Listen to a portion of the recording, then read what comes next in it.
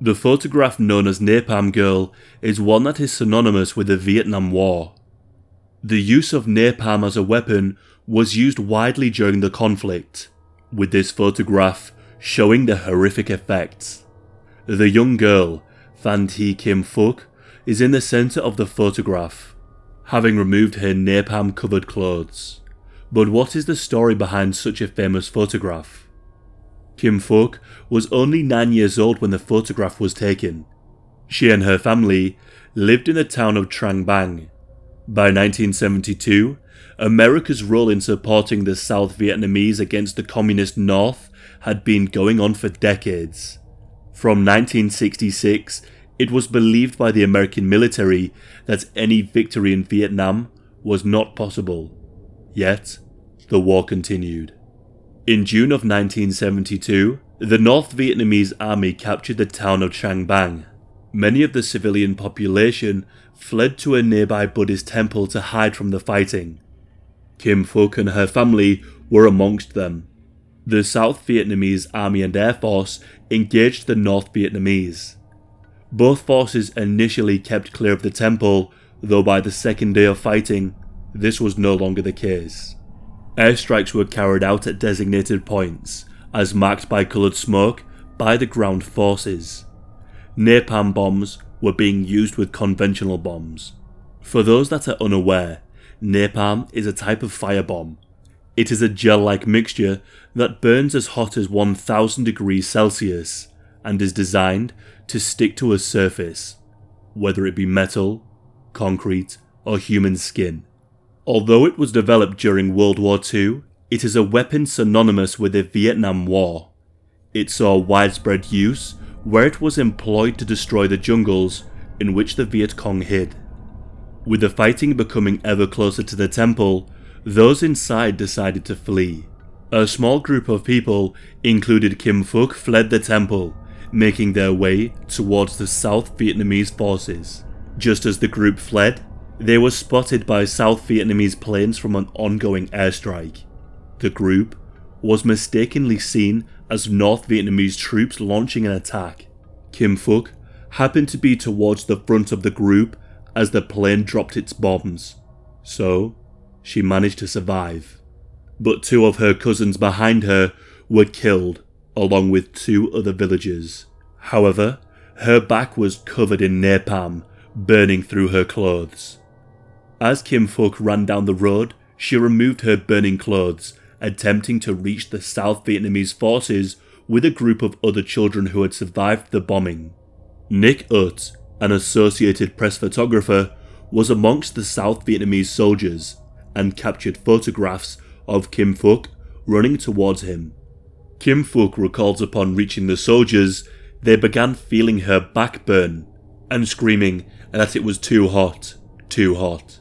She was taken to a hospital in Saigon by Nick, where the vast 3rd-degree burns on her back were deemed to be fatal.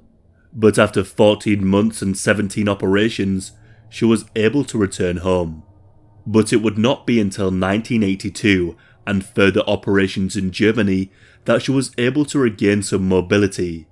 Despite this, the injury was long-lasting. Damaged nerve endings left Kim Phuc in agony as they would often misfire. Even decades later, she still needs operations to deal with the injuries. The Associated Press initially refused to accept the photograph as it displayed nudity, but once accepted, it was quickly awarded the Pulitzer Prize. The reaction of President Richard Nixon upon seeing the photograph was initially suspicion. He believed that the photo was staged in a bid to humiliate the American involvement for the war that had failed. When Kim Phuc was 11 years old, she was able to return home. When she did, she was presented with the infamous photograph by her father. Nick Ut had visited her home and presented a copy to her father. She recalls the embarrassment of being naked around her family members, singled out as the only one without clothes. Dealing with the psychological impact of the photograph on top of the physical trauma is something that no one should have to deal with. On top of all this, Kim Phuc was used by the North Vietnamese government as a propaganda piece showing the horrors of war. she was made to give countless interviews and pose for yet more photographs. It was only in 1986 she was able to study in Cuba. It was there where she met Boy Ho Ton, who she would go on to marry in 1992. On return from Moscow for their honeymoon, the flight stopped in Canada. It was there where the couple applied for asylum, which was granted. In Canada, Kim Phuc built a family and attempted to turn the negative of the photograph into a positive.